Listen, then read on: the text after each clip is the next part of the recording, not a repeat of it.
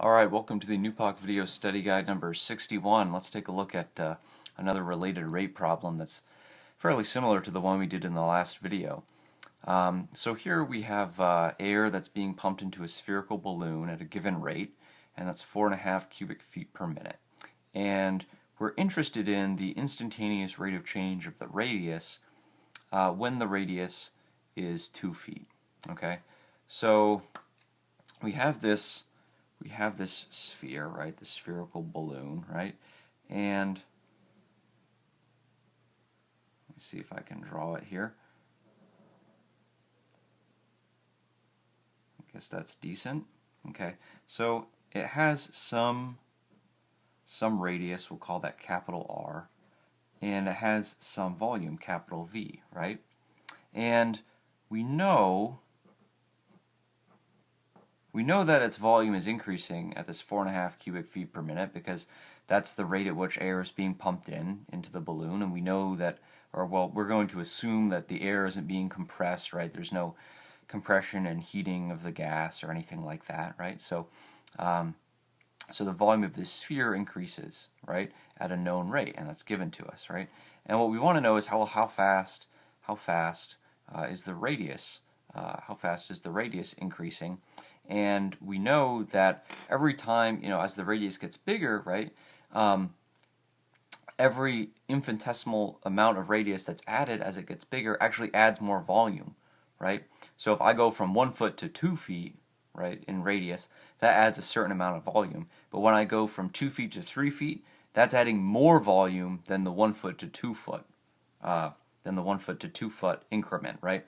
So as this balloon expands, if the rate at which the volume is increasing is constant, we expect that it's going to increase in volume slower and slower and slower, right? So if I have a little balloon, right, a little balloon like the size of my fist, and I add 4.5 cubic feet, right, to that, it's going to become much bigger.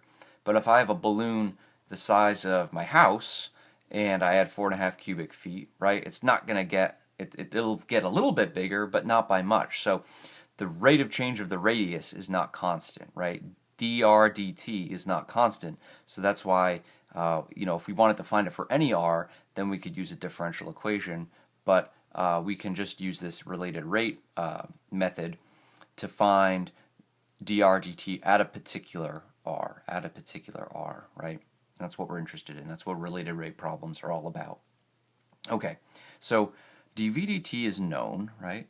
That's our 4.5 cubic feet per minute, and we're interested in the instantaneous rate of change of the radius dr dt evaluated at r equals 2 feet, right?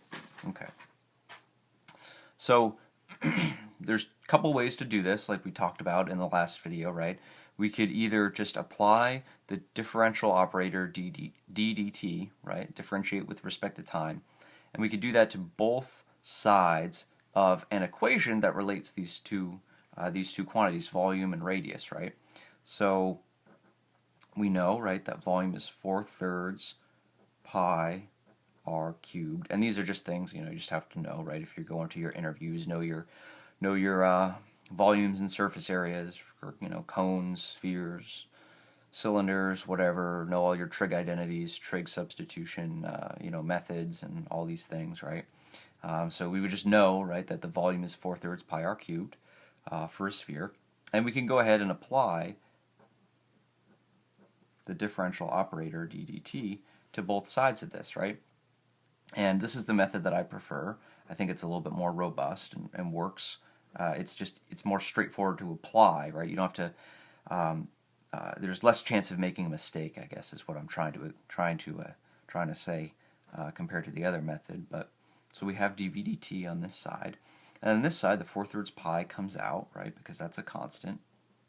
4/3 pi, and then we have r cubed dt, and again, like we've been talking, now we got to use our chain rule implicit differentiation here, because this isn't dt cubed dt, where it would just be 3t squared. This is dr cubed dt, and r is just some function of t, right?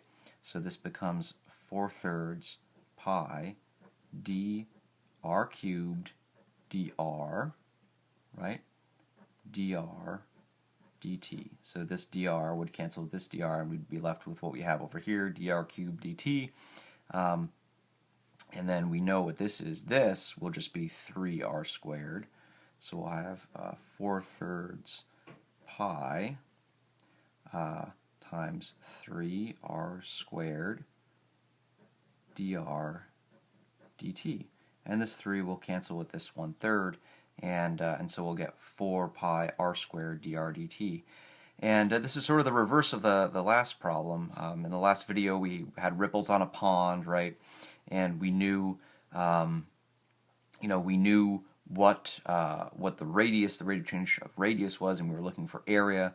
So we kind of knew what was on this side of the equation, and we were looking for what the result was on this side of the equation. But here it's reversed. We know what the volume is, and we want to kind of back calculate to what the radius is going to be, the rate of change of the radius. So all we have to do is just move this 4 pi r squared to the other side of the equation, and so we will get dr dt equals dv dt. Whoops, that's not a very straight line. That's okay. Over 4, right, pi r squared, and we know what this is. This is 4.5 cubic feet per minute, and we know this is 4 times pi times another 4 over here, right, because the radius is 2 feet, so this is a 4 feet squared, right?